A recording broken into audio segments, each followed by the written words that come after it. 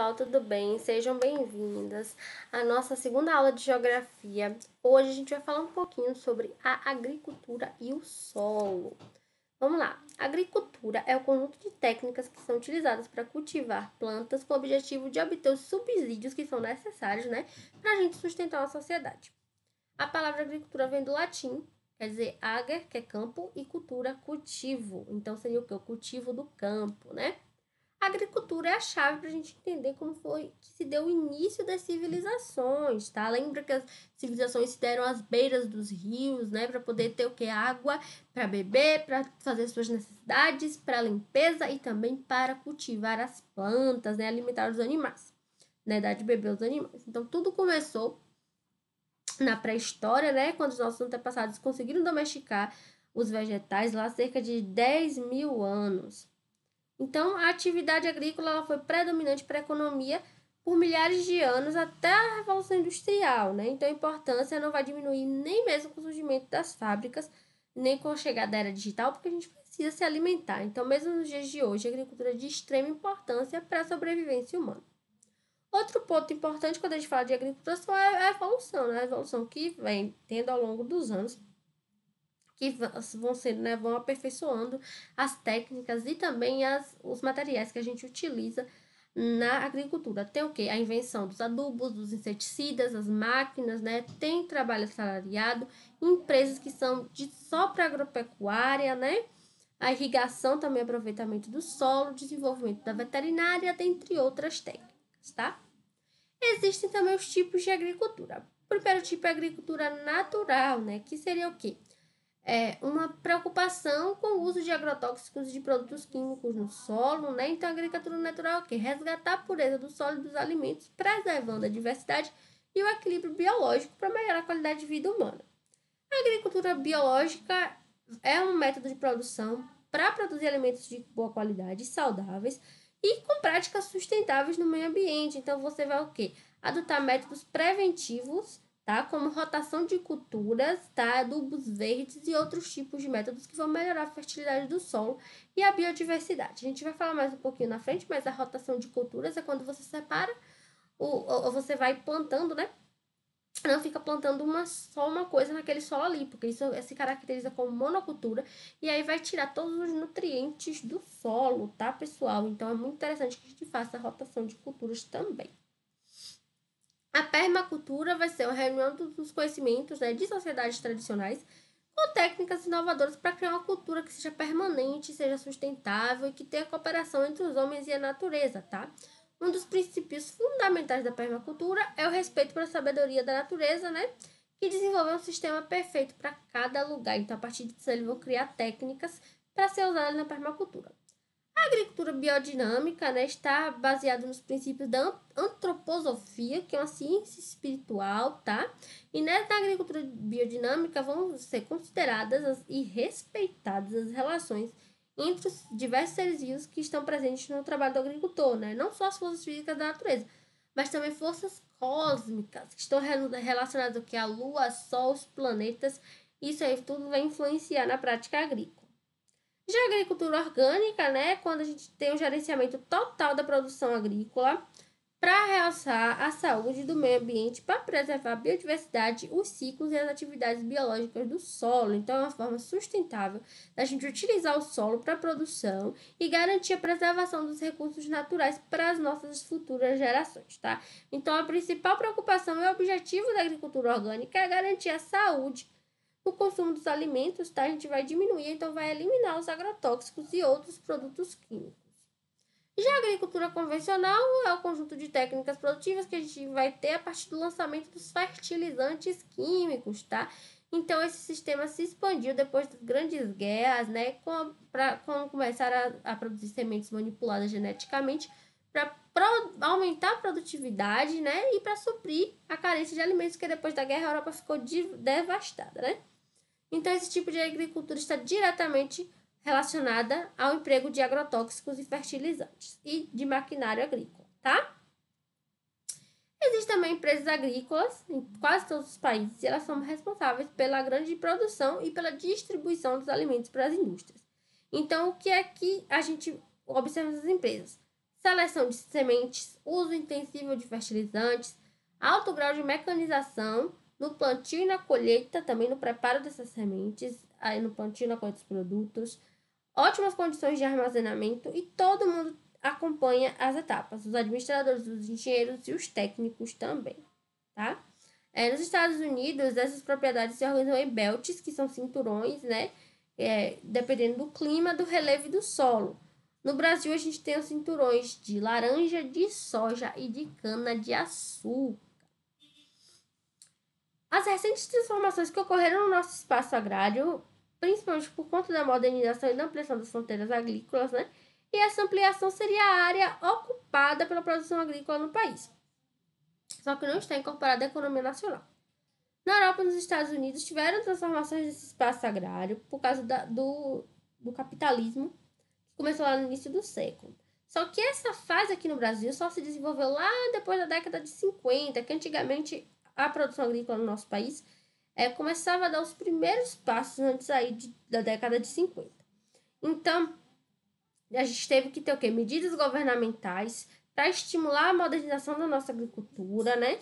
Por exemplo, facilitar a condição de empresas para obter empréstimo bancário, para incentivar para a lavoura, incentivo para comprar terra, para produção. Então, principalmente essas áreas de expansão ficavam ali no centro-sul do país. Já na década de 70, a região do Sudeste e Sul tinha um aproveitamento da superfície agrícola e elevados índices de mecanização, tá? E os pioneiros dessa modernização foram São Paulo e Rio Grande do Sul. Aí depois foi passando para as outras regiões. No centro-oeste, a agricultura brasileira também tem áreas no Cerrado, no Planalto Central, porque é tudo lá mais plano e é muito bom para a mecanização, tá? Só que esses processos de utilizar fertilizantes e de tanto maquinário pode desequilibrar o meio ambiente, tá? Porque usam substâncias tóxicas, tem compactação do solo, né? E pode envenenar as pessoas e a própria saúde dos consumidores, tá? E nos sistemas agropecuários a gente tem dois tipos. O intensivo, que vai ser um espaço reduzido de terra para a gente produzir e tem técnicas bem modernas para preparar o solo, tá? E no extensivo a produtividade é baixa, a extensão de terra é muito grande e dificulta o uso das novas técnicas agrícolas. Esse sistema pode prejudicar o solo, esgota o solo em pouco tempo, deixa ele improdutivo e pode causar erosão, tá? Porque a gente vai fazer a rotação de terras, mas sem cuidado. Então, nessas áreas abandonadas, a gente tem uma vegetação secundária que é chamada de capoeira. E para fazer um novo plantio, as pessoas queimam o solo, então não é interessante queimar o solo, isso acaba com o solo, tá? A pessoa diz, não, depois que queima o solo dá para plantar, porque fica uma quantidade de fósforo ali no solo, você consegue plantar depois da queimada, mas também depois do primeiro plantio acabou, tá? Aquele solo ali vai ficar muito ruim para plantar. E, além disso, pode ocorrer a desertificação e a erosão do solo também. O que seria isso? A desertificação é quando a gente degrada a terra, né? Em áreas ou semiáridas. Isso aí pode ser causado pela exploração feita pelo homem, pela fragilidade do ecossistema ou por condições climáticas adversas. E ainda tem a redução da produtividade das áreas, a diminuição de áreas cultiváveis, tá? O aumento das cheias e da poluição da água e do ar, né? Isso pode reduzir os recursos hídricos e aumentar a areia nessas áreas. Já a erosão vai ser o deslocamento de terra ou de rochas de uma superfície e pode ocorrer por ação da natureza ou por ações de humanos também, tá? Nas ações da natureza a gente tem a chuva que pode causar erosão, tá? Porque quando ela vem em grande quantidade, ela vai poder o quê? Deslizamento, infiltração, vai ter mudança na consistência do terreno, então isso vai causar deslocamento. E esse processo pela chuva é chamado de lixiviação, que vai carregando. O vento e as mudanças de temperatura também são importantes na erosão. Mas o maior causador das erosões são o ser humano, que retira a cobertura do solo. O solo vai perder a consistência, porque a água era absorvida pelas raízes das plantas. Não tem mais planta, ela vai infiltrar no solo. Essa infiltração que vai causar a instabilidade do solo e vai causar erosão. Então, a gente tem o quê? O desmatamento e as queimadas, que são os principais causadores da erosão. Além disso, a gente tem a monocultura, que eu já falei, que é quando a gente tem padronização de um tipo só de cultura. Isso também pode causar erosão do solo, tá, pessoal? Porque vai causar desequilíbrio nas cadeias alimentares. Isso vai favorecer com que tenha muitos insetos e muitas pragas, porque vai ter uma quantidade enorme de plantas de uma mesma cultura. Então, se tem muita praga, vai passar o quê? Inseticida, vai passar agrotóxico. Só que aí, com o tempo, essas pragas vão se tornando resistentes aos agrotóxicos, tá? Então, vão lançando agrotóxicos mais poderosos, que funcionam por mais tempo, só que vão aparecer novos insetos, isso vai virando uma bola de neve, tá? E toda essa química que a gente está jogando no solo, isso vai agredir o solo e vai causar erosão também, tá? E a erosão provoca problemas no ser humano, tá? Principalmente pelo deslizamento de terra, quando tá tendo regiões habitadas. A gente viu o que acontece no Rio de Janeiro, todo início de ano, toda vez que chove, tem deslizamento de terra, então as pessoas mais carentes são as mais prejudicadas, tá? Então causa morte, né, perda material, então é muito triste quando isso acontece, né, pessoal? Então, e você diz, mas foi a natureza, foi a chuva. Mas também é o ser humano, porque constrói casas em encostas, porque não favorece, né, favorece já essas condições naturais de ocorrer esses desastres, né, na hora de construir. Já o solo, né, gente? O solo é a camada superficial da crosta terrestre, onde a gente vai desenvolver as plantas e onde vai viver os animais. A espessura é de 30 centímetros em média e é no solo que a gente vai ter os 4 elementos básicos: rocha, água, ar e biosfera, tá? Então, a formação do solo ela vai se dar de forma gradativa, com o acúmulo das partículas que são bem pequenininhas, e o elemento principal para explicar a formação é o clima, tá? Já que a formação do solo vai resultar do quê? Da desintegração e da decomposição das rochas. Tudo isso através do intemperismo. O que seria esse intemperismo? Um choque de temperaturas. Então, esse intemperismo pode se processar através do quê? Pode ser físico, de agentes físicos, porque é quando acontece a desintegração da rocha sem alterar os minerais, sem ter alteração química dos minerais, tá? Isso acontece muito em regiões desérticas ou de clima semiárido. Já o químico é quando as rochas vão sofrer um processo de decomposição ali, vão perder os minerais que compõem, tá? E essa intensidade desse intemperismo é relacionada com a temperatura, com a pluviosidade, que é a quantidade de chuva, e com a vegetação. E isso vai ocorrer principalmente em regiões intertropicais. Além do intemperismo, tem outro agente importante na formação do solo, que são os organismos vivos, e cada organismo tem sua função. A gente tem os micro-organismos, que são fungos, as algas e as bactérias.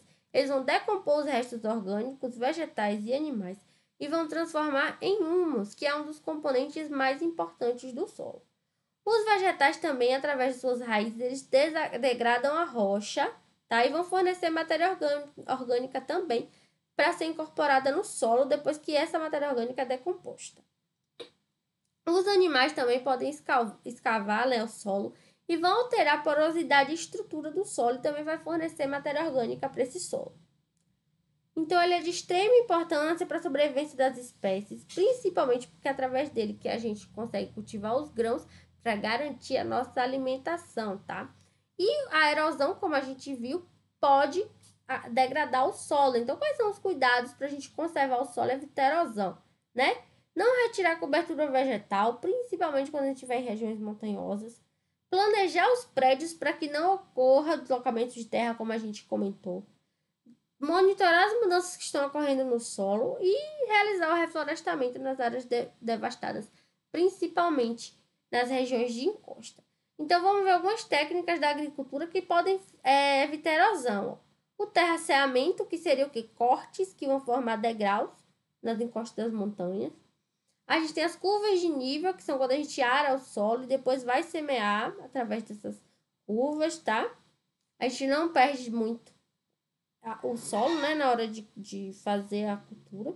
A gente tem a associação de culturas, que é quando a gente evita a exposição do solo à erosão, plantando outros tipos de plantas, né, entre as fileiras das outras plantas, por exemplo, no cultivo de café, de algodão ou outros produtos semelhantes. No meio, entre uma fileira e outra dos produtos, a gente vai plantando, né, outros produtos para poder não deixar o solo descoberto. Outra coisa interessante aí é a rotação de cultura, que é quando a gente vai alternar os produtos, né? Por exemplo, depois que plantar milho, planta soja, depois da soja planta trigo, depois do trigo planta feijão e depois a gente planta o milho de novo, e assim vai fazendo a rotação de culturas. A gente tem também o afolhamento, que é quando a gente divide o terreno em 3 partes. 2 partes elas vão ser cultivadas e a outra parte vai ficar em repouso para recuperar os nutrientes, tá? E para enquanto esse solo ali fica em repouso para não ter erosão, vai se plantar leguminosas que são chamadas de adubo verde. E tem também o plantio direto, que a gente planta diretamente sobre os restos de planta da colheita anterior, tá, pessoal? Espero que tenham gostado da nossa aula de hoje. Não esqueça de responder os exercícios ao final do capítulo. Até a próxima aula!